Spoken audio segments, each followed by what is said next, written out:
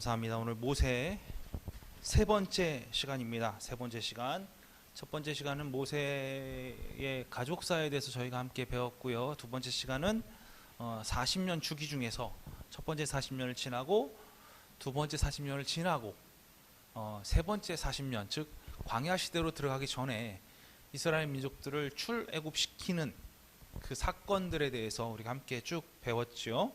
그러면서 그 6월절 사건에 대해서도 우리가 배웠고요. 10가지 재앙에 대해서도 이것이 단지 하나님께서 일으키시는 놀라운 기적의 사건이다를 뛰어넘어서 이것은 출애굽기 12장 12절에 말씀하신 것처럼 애굽의 모든 신을 내가 심판하겠노라 라고 해서 10가지 그 신들, 그래서 물이 피로 변하는 오시리스, 나일강의 신, 개구리, 개구리의 신, 이, 땅신, 파리, 갑충의 신, 생육의 죽음, 아피스 육축의 신, 그 다음에 종기가 났던 건 타이폰, 육체의 신, 우박은 아이시스, 공기의 신, 메뚜기, 세라피스, 곤충의 신, 흑암, 라, 태양의 신, 그리고 장자의 죽음은 모든 거짓 신들을 거느리는 그 신을 깨버리시기 위해서 하나님께서 이런 역사를 통해서 일으키셨다라는 부분에 대해서 우리가 함께 배웠습니다. 다 기억하시죠? 네, 기억하시리라 믿습니다. 네. 자, 드디어 이제 이스라엘 백성들이 광야로 나왔습니다. 광야로 나와서 여러 가지 삶을 이제 누리고 있는 거예요. 그래서 배고프다 그러면 뭘 주셨죠? 만나를 주셨습니다. 만나의 특징, 하루 지나면 못 먹고, 안식일을 또 제정하셔서, 안식일을 제정하신 이유가 하나님께서 이제 우리에게 쉼을 허락하기 위해서 안식일을 주셨고, 안식일을 통해서 만나는 이틀분 또 건든 게 있었죠. 또 목이 마르면 반석을 쳐서 물을 내주셨고요. 그 다음에 고기가 먹고 싶다 그러니까 어떻게 하셨죠? 네, 메추라기를 1.5m라고 그러거든요. 1.5m. 엄청난 높이로 쌓였던 그 모습이 있습니다. 자, 여기까지는 우리의 어떤 거예요? 소위 얘기해서 먹고 사는 거.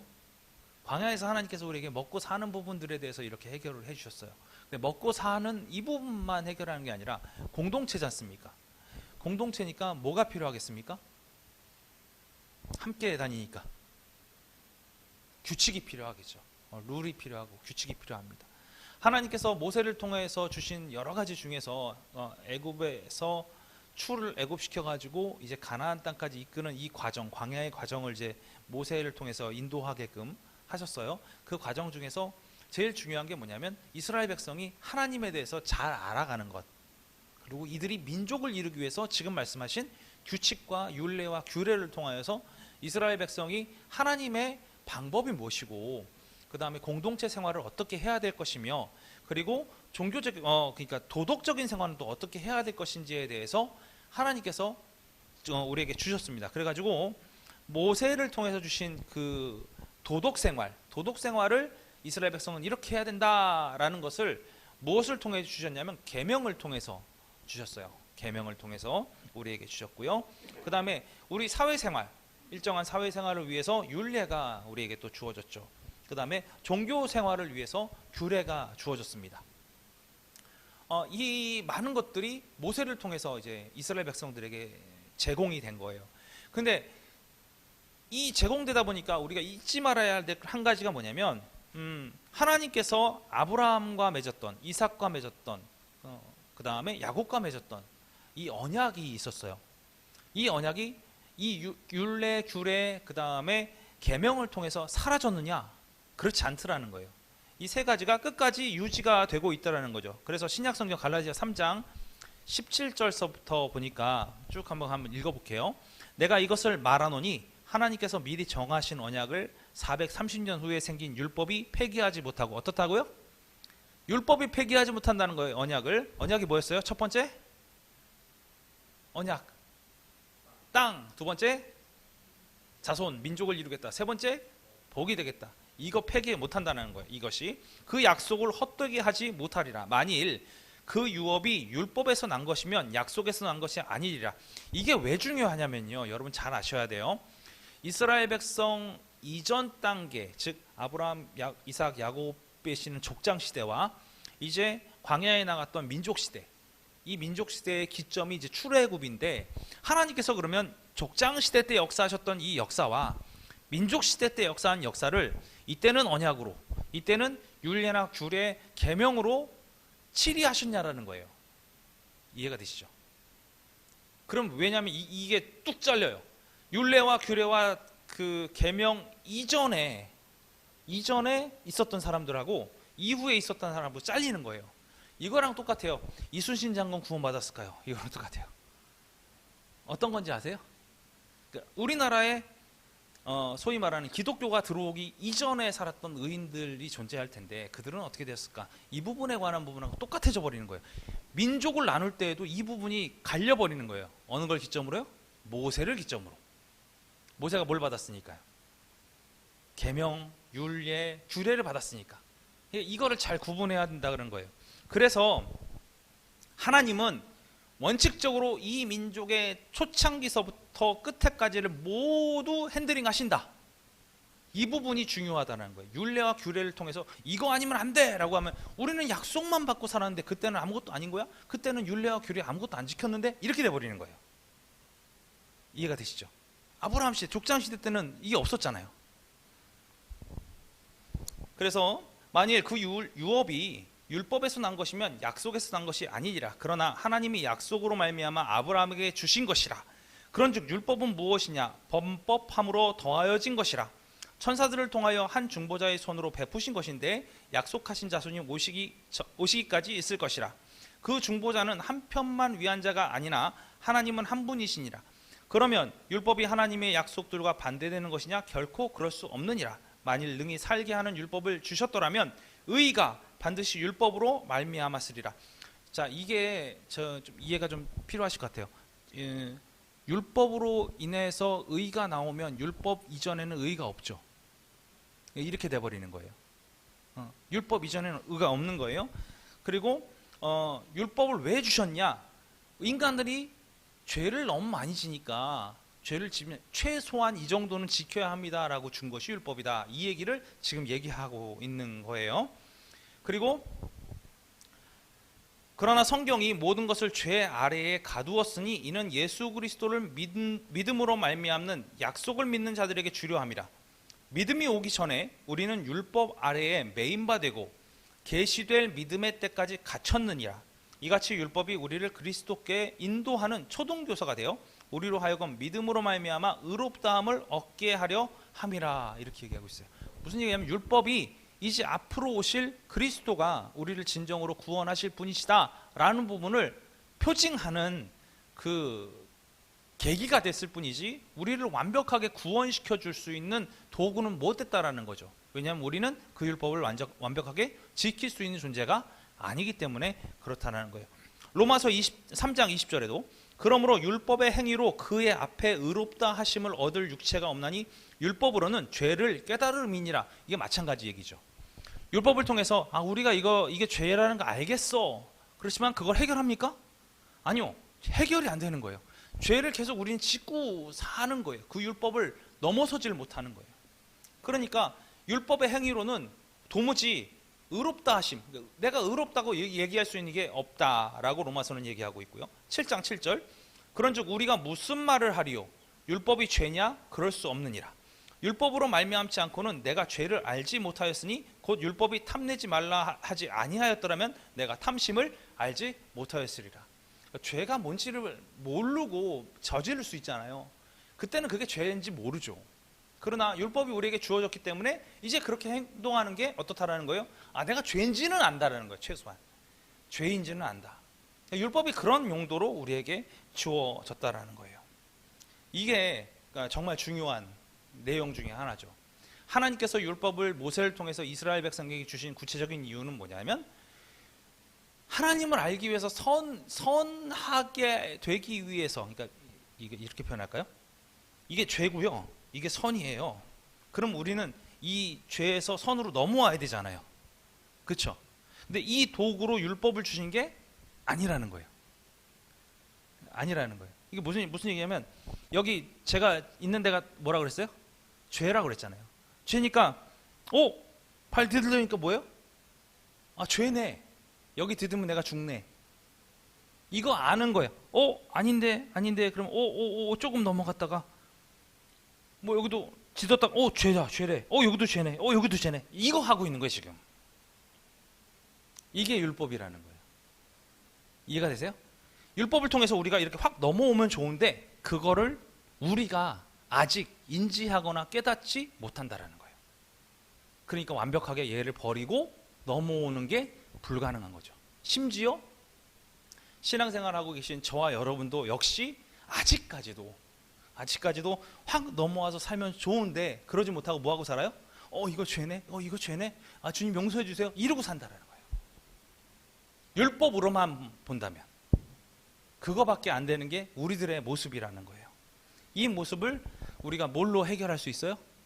예수 그리스도께서 한 번에 드림받은 어린 양의 피로써 우리는 깨끗함을 얻을 수 있게 되는 거죠. 자, 11번 넘어가겠습니다. 하나님은 모세에게 성막의 모형을 주셨습니다. 성막이 뭐죠? 성막이 뭘까요? 성막.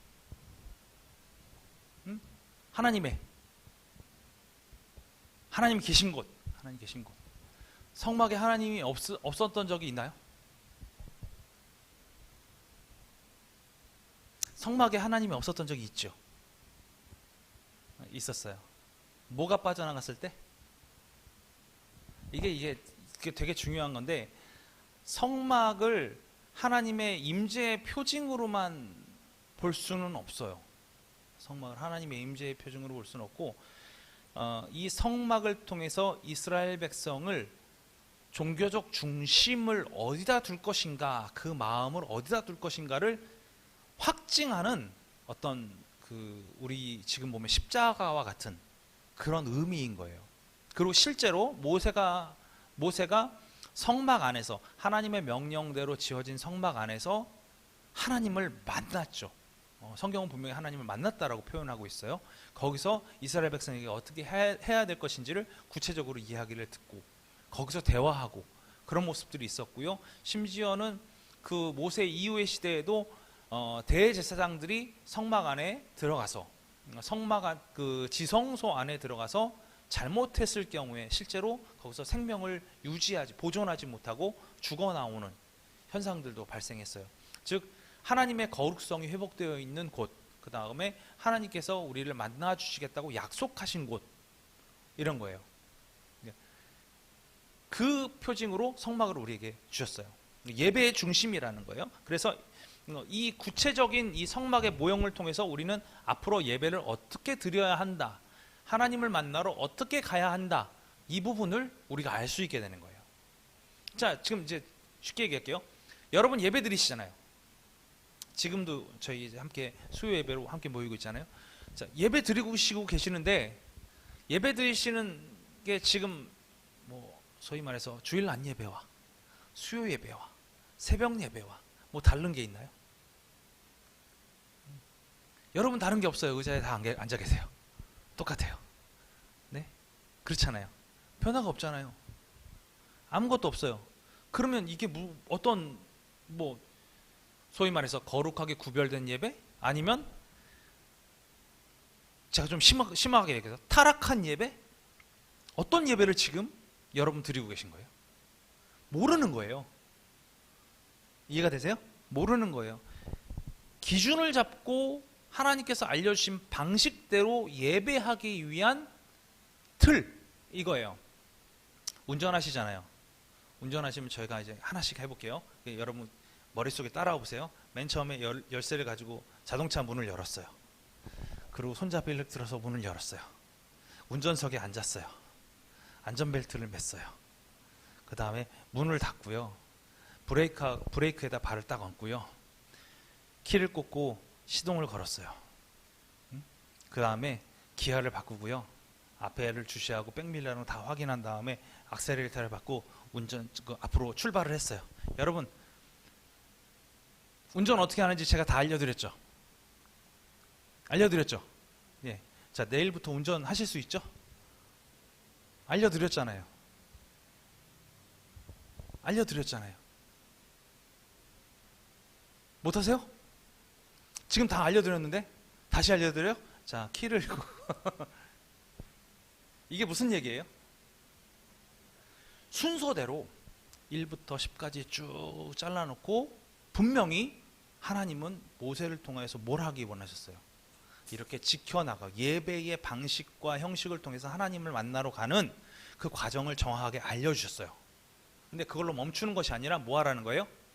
해봐. 실제 해봐. 열쇠 주고 자동차 주고 자 해봐. 어떻게 돼요? 여기도 들이받고 저기도 들이받고 할 수 있잖아요. 그때마다 뭘 할 수 있을까요? 하나님은 이렇게 알려주셨어. 하나님 이렇게 가르쳐 주셨어. 그러니까 예배가 여기서 잘못됐으니까 이렇게 가야 돼. 이게 하나님께 예배하는 그 모형으로 성막을 주셨다는 거예요. 구체적인 모형으로. 그러니까 1번 키 꽂아, 2번 문 열어, 뭐 이것처럼 하나님을 만나러 가는 길이 어떻다라고 하나하나 알려주신 게 성막이라는 거예요. 이해가 되시죠? 그러니까 정확하게 하나님 만나러는 이렇게 와야 돼 라고 얘기해 준 거예요. 근데 어떻게 했습니까? 아론은 십계명을 받으러 모세가 위에 올라가니까 뭘 만들었죠? 금송아지를 만들었죠. 금송아지를 만들었습니다. 제가 성경을 읽으면서 제일 어이없고 이해가 되지 않았던 때가 있어요. 어떤 게 있냐면 첫 번째는 그 아론의 변명이에요. 아론의 변명. 금송아지를 만들었어요. 금송아지를 만들어 놓고 이스라엘 백성들한테 야 니네 금붙이 다 갖고 와. 그래서 금송아지를 만들었잖아요. 그 다음에 금송아지에다가 네이밍을 합니다. 이름을 붙여줬어요. 뭐라고요? 이것은 너희를 애굽에서 건져낸 여호와라 이렇게 이름을 붙여놨던 거예요. 금송아지를 보고. 그래서 모세가 나와 보니까 어때요? 난리가 났잖아요. 이런 강아지 그러고 돌판을 던져서 깨버렸습니다. 하나님께서 주신 귀한 돌판을 깨버렸습니다. 너는 도대체 왜 이거를 만들고 가지고 이스라엘 백성을 범죄하게 하느냐 라고 하니까 아론의 대답이 뭐였습니까? 네, 금붙이를 불 속에 던졌더니 얘가 뿅 하고 나왔어요. 이거예요. 그냥 금붙이를 던졌더니 얘가 뿅 나왔어요. 우리나라에도 비슷한 거 있었죠? 네. 책상을 톡 쳤더니 억하고 죽었어요. 뭐 이런 얘기 똑같은 얘기예요. 말도 안 되는 변명이죠. 모세가 이스라엘 백성의 지도자로 있는 과정 중에서 모세의 부재 가운데 있었던, 모세가 잠깐 시내산에 올라간 동안에 있었던 하나님을 향한 놀라운 죄악. 두 번째, 제가 더 이해가 안 되는 것, 모세가 치리하고 있어요. 백성들을 함께 치리하고 있어요. 치리하고 있는데 얘가 누구의 꾀에 넘어가냐면 발람의 꾀에 넘어가서 그 당시에 그 신전의 여사제들하고 성적인 제사를 드려요. 모세가 치리하고 있는 과정 중에, 그 과정 중에 성적인 제사를 드리니까 역병이 돌아서 이스라엘 백성들이 죽어나가기 시작하거든요. 그걸 보니까 도무지 참을 수가 없는 거예요. 어떤 사람이 참을 수가 없는 거예요. 그래서 가만 보니까 그 여사제와 그 다음에 그 자기네 족장의 대장이 천막에 들어가서 그 동일한 악한 행위를 하니까 한 창으로 꿰서 죽이잖아요. 이 사람이 누구예요? 비느하스예요. 비느하스가 꿰서 죽였어요. 근데 생각해 보세요. 지금 누가 지도자로 있습니까? 모세가 지도자로 있었어요. 모세가 부재한 게 아니에요. 계속 있었어요. 계속 있었는데도 이스라엘 백성은 뭐 한 거예요? 범죄한 거예요. 우상 숭배한 거예요. 그러니까 많은 사람들이 착각할 수 있는 게 뭐냐면, 모세가 잠깐 떨어져 있는 동안에 아론이 그런 행위를 해가지고 금송아지 만든 거, 그래 그런 건 죄악일 수 있어. 이스라엘 백성들이 개인적으로 어떻게 뭐 잘못했겠지, 우상 숭배했겠지 이런 생각을 하는데, 그게 아니라 때로 잘못을 한 적이 있었다라는 거예요. 때로 그런 것도 있었다라는 거예요. 그러니까 우리는 뭘 하냐면 모두가 언제나 우리는 우상 숭배할 수 있고요, 언제나 우리는 범죄할 수 있다는 걸 알아야 돼요. 아무리 우수한 지도자가 있다 할지라도 하나님을 떠나는 생각을 하게 되는 그 순간에 우리는 죄를 질 수 있다는 거예요. 지도자랑 상관이 없어요. 지도자랑 상관없이 우리는 뭐 해야 되냐? 하나님의 온전한 뜻이 어디 있는지를 계속 살피면서 가야 돼요. 그러지 않으면 우리도 죄를 질 수밖에 없는 그런 존재가 된다는 거예요. 그래서 금송아지 나온 사건이 있었죠. 출애굽기 32장 1절에 6절. 백성이 모세가 산에서 내려오니 더딤을 보고 모여 백성이 아론에게 이르러 말하되 일어나라 우리를 위하여 우리를 인도할 신을 만들라. 이 모세 곧 우리를 애굽에서 인도하여 낸 사람은 어찌 되었는지 알지 못함이니라. 아론이 그들에게 이르되 너희의 아내와 자녀의 귀에서 금고리를 빼어 내게로 가져오라. 모든 백성이 그 귀에서 금고리를 빼어 아론에게로 가져가매 아론이 그들의 손에서 금고리를 받아 부어 조각칼로 새겨 송아지 형상을 만드니 그들이 말하되 이스라엘아 이는 너희를 애굽 땅에서 인도하여 낸 너희의 신이로다 하는지라. 아론이 보고 그 앞에 제단을 쌓고 이에 아론이 공포하여 이르되 내일은 여호와의 절일이니라 하니 이튿날에 그들이 일찍 일어나 번제를 드리며 화목제를 드리고 백성이 앉아 먹고 마시며 일어나 뛰돌더라. 여러분 당시에 번제와 화목제가 있었네요. 아직 계명이 10계명이 나오기도 전입니다. 지금 이게 익숙한 거예요. 왜냐하면 이 번제와 화목제라는 것은 우상에게 드리는 제사와 동일해요. 그래서 심한 경우에 아이를 각을 떠서 드리기도 하죠. 이런 부분들을 이제 이 모양으로 나타난다는 거예요. 그래서 모세는 우상 숭배하는 거 보고 율법이 담긴 돌판을 던져버리죠. 32장 19절. 진에 가까이 이르러 그 송아지와 그 춤추는 것을 보고 크게 노하여 손에서 그 판들을 산 아래로 던져 깨트니라. 하나님께서 주신 돌판을 한 방에 깨트렸습니다. 자, 이제는 큰일 났습니다. 하나님께서 주셨는데 이 돌판은 어떻게 할까요? 모세가 다시 시내산으로 올라갑니다. 여러분 당시에 모든 백성이 시내산 위에 있는 시내산을 딱 바라보고 나서 그 위를 쳐다보지도 못했어요. 성경이 기록하기는 그 위에 불이 번쩍번쩍하니까 백성들이 무서워해서 우리는 거기로 가지 않겠다라고 이야기하는 장면이 나와요. 모세가 스스로 올라가죠. 그리고 아까 모세가 지금 어떻게 됐는지 모르겠다라고 얘기하는 것은 모세가 올라간 지 오래됐는데 그 불구덩이 같은 산 꼭대기로 올라간 지 오래됐는데 안 내려오니 죽었을지 모르니까 우리가 이렇게 만들겠다 이 얘기를 한 거예요. 아까. 그렇지만 모세는 하나님 앞에 다시 나아갑니다. 그리고 뭘 합니까? 여기서 저는 아브라함의 모습을 좀 봤어요. 하나님께서 멸하시길 수도 있는 그 상황이에요. 이스라엘 모든 백성을. 그런데 대신에 어느 걸 걸죠? 저를 생명책에서 지우세요.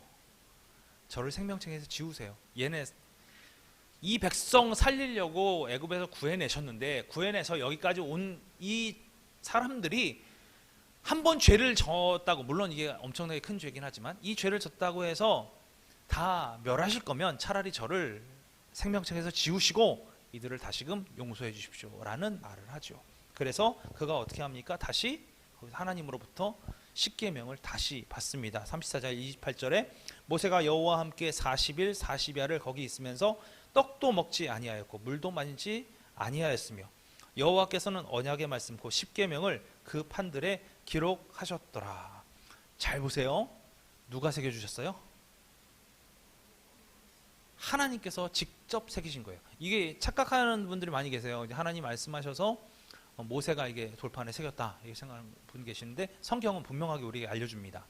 하나님의 말씀을 그대로 하나님께서 새기셨어요. 그리고 모세에게 전달해 주셨죠. 그래서 이제는 그 돌판을 가지고 어쩌보면 이스라엘 백성도 두려움에 떨었을 거예요. 두려움에 떨 수밖에 없는 거죠. 금송아지 만들었다가 많은 백성이 하나님의 징벌로 인해 가지고 죽는 모습을 봤거든요. 그러니까 모세를 기다리면서도 두려웠을 거예요. 우리가 이제 얌전히 기다리자, 헛짓하지 말자, 분명히 모세는 온다. 그러고 기다리다 보니까 모세가 그 돌판을 가지고 내려오고 있는데 사람들이 단지 사람의 얼굴이었던 모세의 얼굴을 직접 바라보지 못하는 현상이 나타난 거예요. 분명히 어제까지 내가 얼굴을 봤던 그 사람의 얼굴에서 광채가 나서 도무지 그 얼굴을 볼 수 없는 상황에 이르는 거예요. 이를 통해서 뭘 알았을까요? 사람들은 하나님과 함께 동행하는 자의 모습을 보게 된 거예요. 두 번째, 하나님의 살아계심을 보게 된 거예요. 이 두 가지를 보게 된 거예요. 이 두 가지를. 출애굽기 34장 29절에 모세가 그 증거의 두 판을 모세의 손에 들고 시내산에서 내려오니 그 산에서 내려올 때에 모세는 자기가 여호와의 말하였으므로 말미암아 얼굴 피부에 광채가 나나 깨닫지 못하였더라. 아론과 온 이스라엘 자손이 모세를 볼 때에 모세의 얼굴 피부에 광채가 남을 보고 그에게 가까이 하기를 두려워하더니 그랬어요. 두려워했다. 하나님과 동행하는 사람의 모습이 변화된 걸 알게 된 거죠. 자, 그리고 아까 말씀드렸다시피 모세는 성막을 세웠습니다. 하나님께서 정확한 설계도를 모세를 통해서 이스라엘 백성에게 주었고 모세는 그 하나님이 원하시는 그 방식대로 성막을 지었어요. 그리고 성막을 모든 백성의 중심에 두고 이것을 이 이스라엘 백성의 예배의 중심, 즉 이 민족이 살아가는데 가장 중심이 되는 것은 다른 것이 아니라 성막, 예배, 하나님이다 라는 부분을 강조했습니다.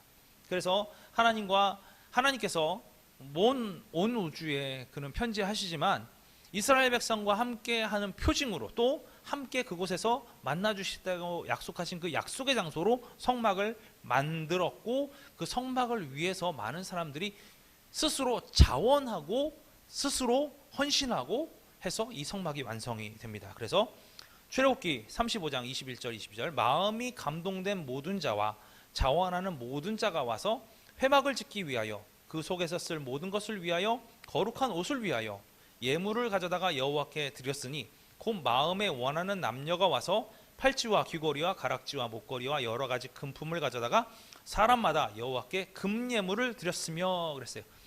다 갖다 준 거예요. 다 갖다 준 거예요. 다 갖다 줘가지고 만든 거죠. 이것이 이제 성막을 만들 때에도 계속해서 나타납니다. 그리고 이 성막은 그리스도와 십자가 구속의 역사의 상징으로 볼 수가 있습니다. 여러분 성막에 대해서 아까도 제가 말씀드렸지만 성막은 다른 것이 아니라 이스라엘 백성, 하나님을 정확하게 잘 알지 못하는 이스라엘 백성이 하나님을 만나는 데까지 가는 과정, 즉 예배의 과정이라고 제가 말씀드렸어요. 아무것도 아닌데 이게 성막이에요. 성막의 구조입니다. 성막의 구조. 성막은 여기 입구가 있고요. 입구가 있어요. 사람들이 이쪽으로 들어갑니다. 입구가 있어요. 그리고 가장 큰 구조물, 성막 안에 있는 가장 큰 구조물이 번제단이에요. 번제단이 있어요. 가장 큰 구조물. 그리고 이 가운데 있는 게 물두멍이에요. 물이 담겨 있는 그릇과 같은 거예요. 자, 먼저 이걸 먼저 하겠네. 요 맨 테두리가 성막 울타리입니다. 울타리가 있고요. 높이는 한 1.8m 정도 높이가 있고 천으로 다 막혀 있어요. 다 막혀 있습니다. 그리고 입구는 원래 여기가 천으로 다 막혀 있잖아요. 요 위 바닥에서부터 천을 걷어 올린, 그러니까 여기서 보면 이렇게 된 거죠. 기둥이 있고 이렇게 천이 막혀 있으니까 입구잖아요. 입구면 이 상단 입구는 이렇게 돼 있잖아요. 그러면 요렇게 걷어 올렸어요. 천을 걷어 올렸어요. 입구를. 요 높이가 한 1.2m. 전사님 키가 어떻게 되시죠? 네, 그 2m 좀 안 되시잖아요. 네. 그러니까 서서는 못 들어가는 거예요. 어떻게 해야 되는 거예요? 숙여야만 들어가는 거예요. 하나님 앞에 들어가는 우리의 모습 어떤 거예요? 겸손의 모습. 입구부터 나오는 거죠. 그 다음에 성막이라는 것은 요 안에 있는 요거를 성막이라고 해요. 이건 성막이라고 하고요. 이게 전체가 성막이 아니에요. 울타리가 있고 이 안에 성막은 요것만 성막이라고 하는 겁니다. 이 성막은 두 블럭으로 나눠져 있는데 성막 안에 이렇게 커튼이 위에서부터 아래로 쫙 쳐져 있어요. 이거를 뭐라고 그러냐 그러면 휘장이라고 하고요. 이 휘장을 중심으로 이 안쪽은 지성소, 그다음 이 바깥쪽은 성소 이렇게 나눠져요. 나눠지는 거예요. 구분을 좀 하기 위한 거예요. 그 다음에 성소 안에는 세 가지 기물이 있어요. 세 가지 기물이 있는데 첫 번째 떡상, 그러니까 진설병을 올려놓는 상이 존재하고요. 그 다음에 이게 촛대예요. 삼지창같이 그렸는데 촛대입니다. 금으로 만든 촛대예요. 금으로 만든 촛대. 그 다음에 요 가운데 동그란 게 뭐냐면 향로예요. 향을 피울 수 있는 향로예요. 그리고 가장 중요한 것, 요 네모가 뭐냐면 언약궤. 언약궤예요. 자, 여기까지 이해하시면 이제 기본적으로 성막에 대한 게 다 나눠집니다. 그래서 성소와 지성소로 가기 전에 있는 이 부분을 뭐냐면 뜰이라고 불러요. 뜰. 그래서 그 성경에 이런 얘기 있죠. 성전 뜰만 밟고 가는 자요, 이런 얘기 있잖아요. 그러면 그 사람들은 어디까지 왔다 가는 거예요? 여기까지만 왔다가 돌아간 사람들이란 얘기예요. 이해되시죠? 자, 그러면 하나님께서는 모세에게 어디에서 만나 주시기로 하셨나요? 지성소. 정확히 얘기하면 언약궤의 두 날개 사이에서 너를 만나겠다 했어요. 이게 이제 날개가 이렇게 있고요. 요 날개 사이에서 하나님께서 뭐 하시겠다는 거예요? 모세를 만나 주시겠다 그랬어요. 그럼 하나님이 계신 곳은 지성소 안이 되는 거죠. 이걸 기점으로 해서 우리는 무슨 여정을 가냐면 이 성막의 여정을 가는데 처음에 겸손으로 찬양하며 그 성전 입구를 들어가고요. 가장 먼저 만나는 게 번제단, 즉 나의 죄를 사함받는. 뭘 위해서요? 희생물을 통해서 사함받는 행위가 여기 있겠죠. 죄사함이 있어요. 여기 번제단을 통한 죄사함이 있어야 돼요. 우리 예배의 출발점이 뭐겠어요? 그러면 회개가, 예배의 출발점은 회개가 되는 거예요. 기쁘고 감사한 마음으로 예배 입구에 들어갔고요. 그 다음에 가장 크게 보이는 것, 나의 죄가 가장 크게 보이는 거예요. 나의 가장 큰 죄를 여기서 해결을 하는 거예요. 여기서 끝나고 돌아가면 성전 뜰만 밟고 가는 사람들이 되는 거고요. 여기서 여러분 잘 생각해 보십시오. 이 죄사함 받기 위해서 요 블럭에서 뭐 하냐면 각두고 다 여기서 다 하는 거예요. 누가요? 본인이, 죄인 스스로가 다 하는 거예요. 다 했어요. 완전히. 그럼 여러분 몸은 깨끗하죠? 예? 깨끗해요? 내가 이렇게 다 잡았는데 그럼 어때요? 씻어야죠. 이게 이제 뭐냐면 이거는 영적 죄를 씻어나가는 하나님의 속죄의 행위라고 한다면, 물두멍은 뭐예요?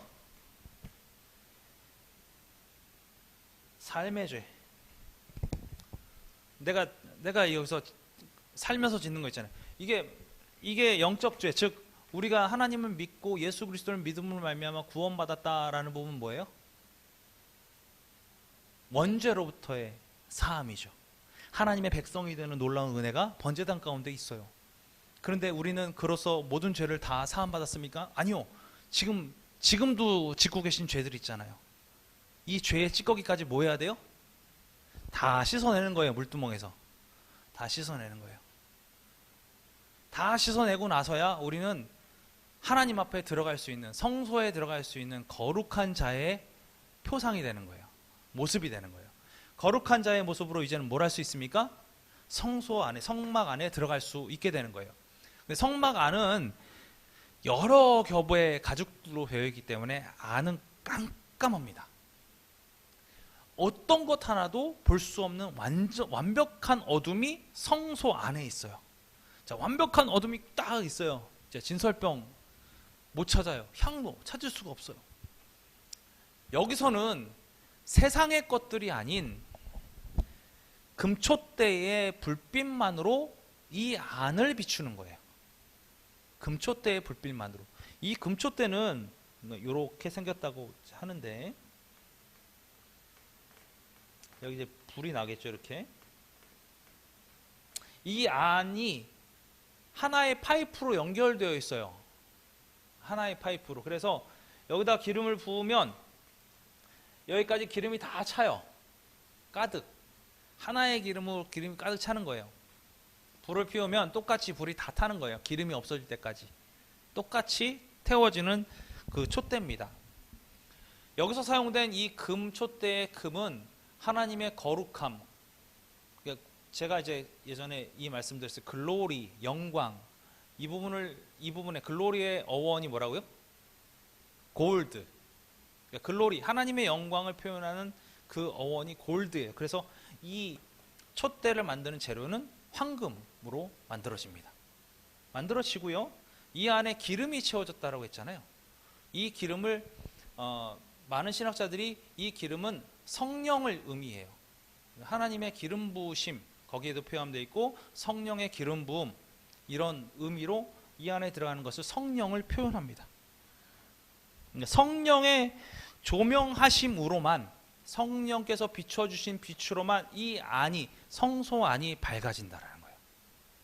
성소 안이. 그래서 우리는 성소에서 많은 것을 볼 수 있게 된다. 이 부분이에요. 떡상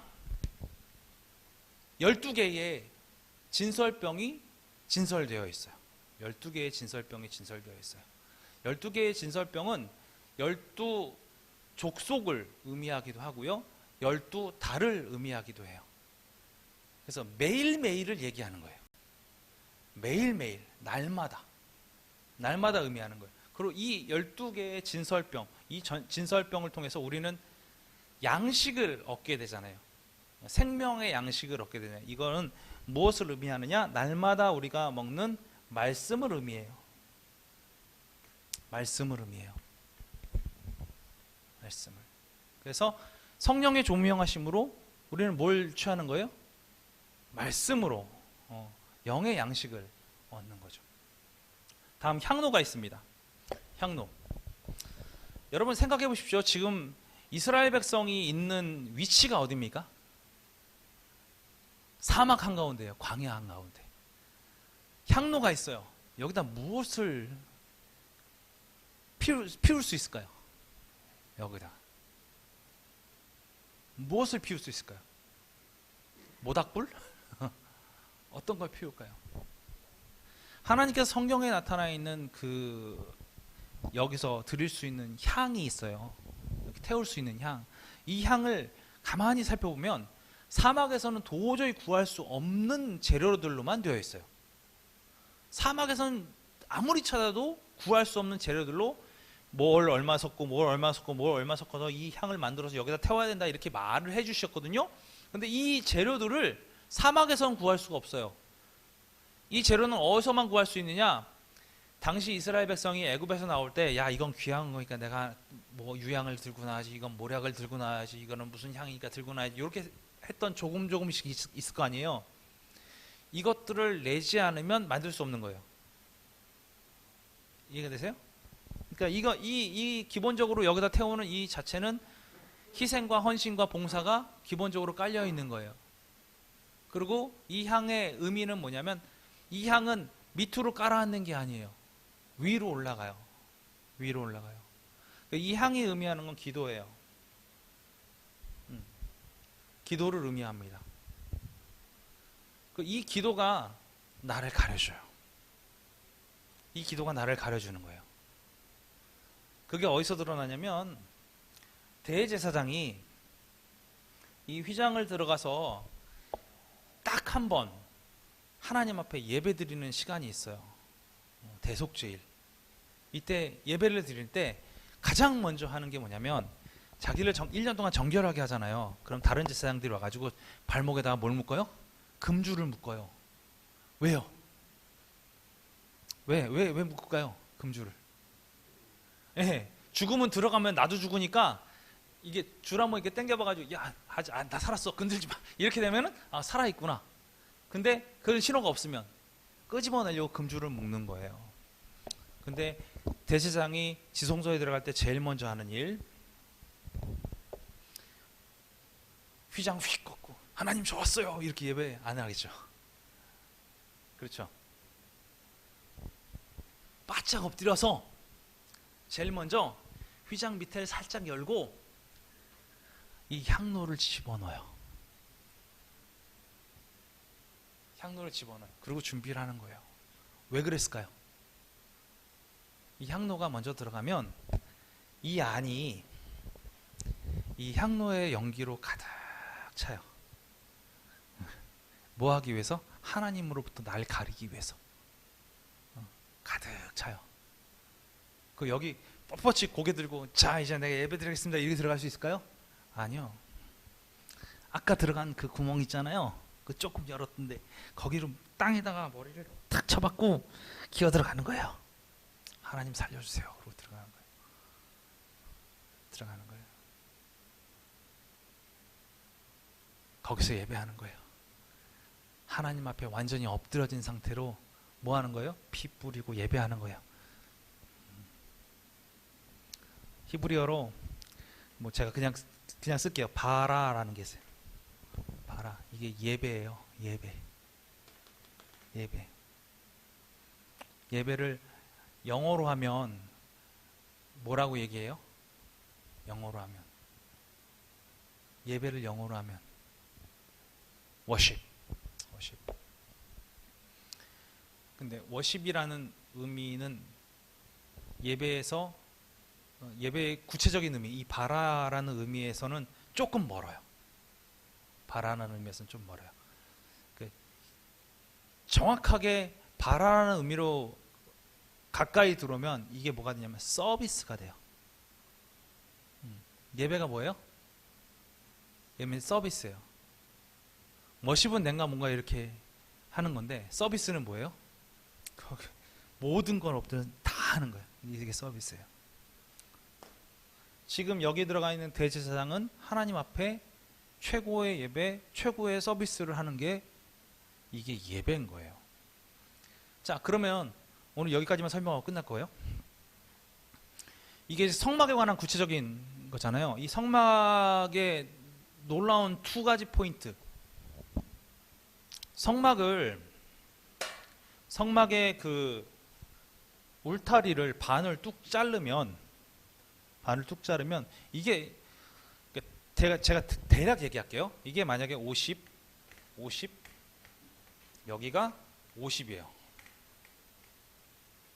규빗으로 따졌을 때 이해되세요? 그러면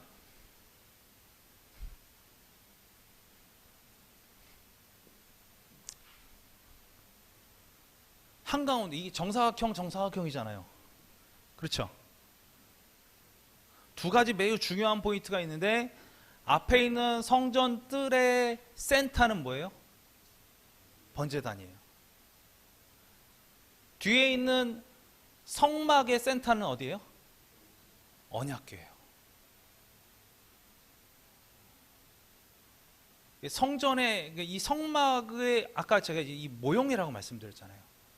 모형.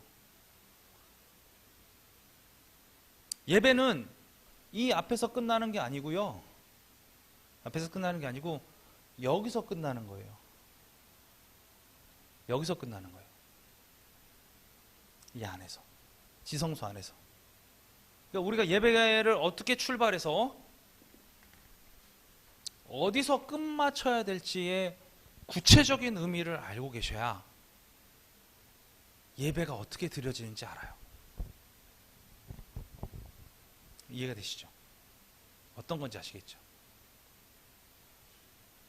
지금은 뭐 번제를 드리거나 화목제를 드리거나 이런 행위들이 다 없고 뭐 지금 눈에 보이는 엄청나게 큰 그런 지성소나 이런 성소나 이런 것들이 보이지 않아도 우리의 마음 가운데 하나님께서 모형으로 가르쳐 주신 이 예배의 순서가 어떻게 흘러서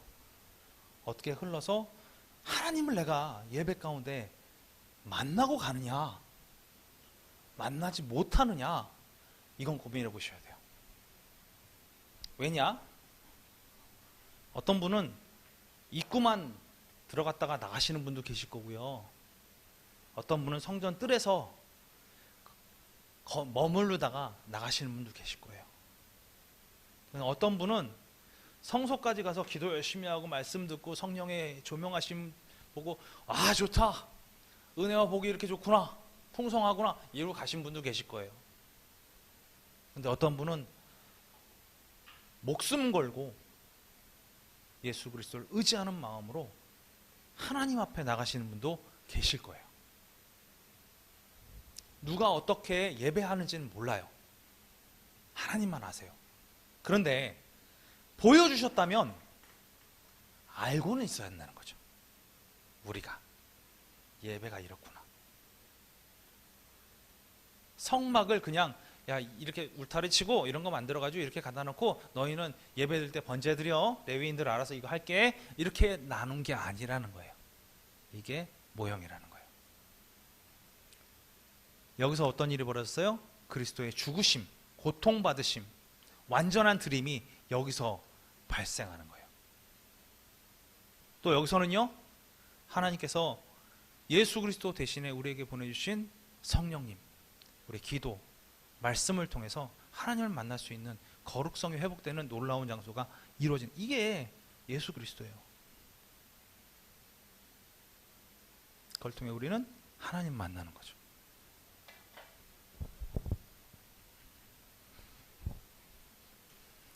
예배 힘들죠. 예배 어렵습니다. 그러나 당시보단 쉬울 거예요. 우리가 각되는 것도 없고 아무것도 없습니다. 저희가 다른 것보다도 제가 이 모세 하면 성막과 계명을 빼놓고는 얘기하기가 좀 어려워요. 그래서 좀 시간을 할애해서 성막에 관해서 좀 말씀을 드렸고요. 예배 가운데 여러분이 어떠한 마음으로 나오셔야 할지, 그리고 그 예배 가운데 하나님을 내가 꼭 만나고 가야겠다 라는 마음으로 내가 어떻게 예배하러 나오셔야 할지, 이 부분에 대해서 성막의 모형을 보시면서 여러분 스스로를 좀 돌아보시는 그런 시간이 되셨으면 좋겠습니다. 기도하겠습니다. 하나님 감사합니다. 오늘 모세를 통하여 우리에게 알려주신 성막의 모형을 통하여 예배를 우리가 과연 어떻게 드려야 할지, 그리고 그리스도와 우리 구속하신 그 놀라운 구속의 역사가 어떻게 우리에게 보여질지에 대해서 성막을 통해서 우리에게 보여주셨던 그 놀라운 사건을 우리가 보았습니다. 주님, 이제 우리가 단지 그냥 의자에 앉아서 혹은 그저 형식적으로 드렸던 예배가 있다고 한다면 이 시간 다 내려놓게 도와주시고, 성막으로 보여주셨던 그 놀라운 하나님 만나러 가는 그 길을, 하나님 나라로 가는 그 길을 우리가 다시금 걸을 수 있는 믿음과 용기를 우리에게 부어주시옵소서. 또한 날마다 주님 만나서 날마다 주님과 동행하며 기뻐하며 경배하며 하나님께 찬양과 영광을 올려드리는 우리들의 모습이 되게 인도하여 주시옵소서. 언제나 승리케 하시고 언제나 우리를 붙잡아 주시 믿사오며 감사드리며 예수 그리스도의 이름으로 기도합니다. 아멘. 하늘에 계신 우리 아버지여, 이름이 거룩히 여김을 받으시오며 나라가 임하시오며 뜻이 하늘에서 이루어진 것 같이 땅에서도 이루어지이다. 오늘 우리에게 일용할 양식을 주시옵고 우리가 우리에게 죄 지은 자를 사하여 준 것 같이 우리 죄를 사하여 주시옵고 우리를 시험에 들게 하지 마시옵고 다만 악에서 구하시옵소서. 나라와 권세와 영광이 아버지께 영원히 있사옵나이다. 아멘.